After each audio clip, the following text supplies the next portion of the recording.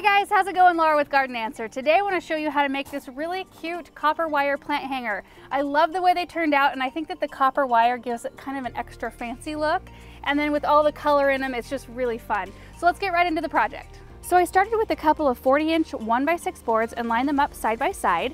Then I used a few scrap pieces of wood that I cut to about 10 inches long to line up on the top, middle, and bottom of those 1x6 boards just to hold them all together. Since the boards I used were about 3/4 of an inch thick, I used 1.5 inch screws, and that worked great. Then I attached some picture hanging hardware to the back, which is really simple. The hook came with the screws. All I had to do was use my drill to screw it in. I flipped the whole thing over so I was looking at it from the front.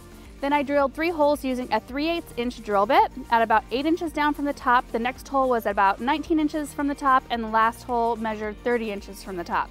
Now this will differ depending on the size of pots you use. I just wanted to make sure to have enough space on top of the top pot to see whatever plant I used, and enough space below the bottom pot to where it didn't sit below the boards. Now that most of the assembly is complete, I stained the whole thing using Minwax wood stain in the color Espresso.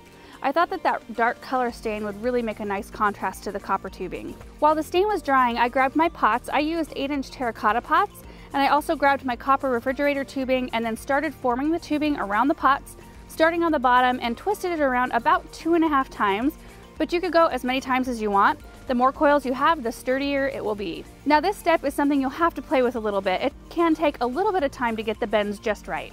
So when the pot seemed to fit in the coil nicely, I bent the tubing at a 90-degree angle and then cut it, leaving about a 3 to 4 inch tail.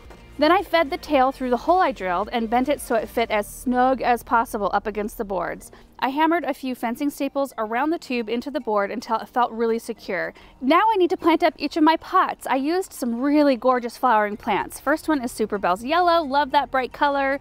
Next I planted SUPERTUNIA VISTA Fuchsia, and last was SUPERBELLS Grape Punch. I really like how all those colors look together. So assembly is all done. Now the only thing left to do is use my drill to put a screw in the side of our barn, hang it up, and then put the pots in place. Love how it turned out. So that's it for this video, you guys. I hope you enjoyed seeing it come together. I think it was a fairly easy project to put together. It didn't take very many supplies or a lot of money.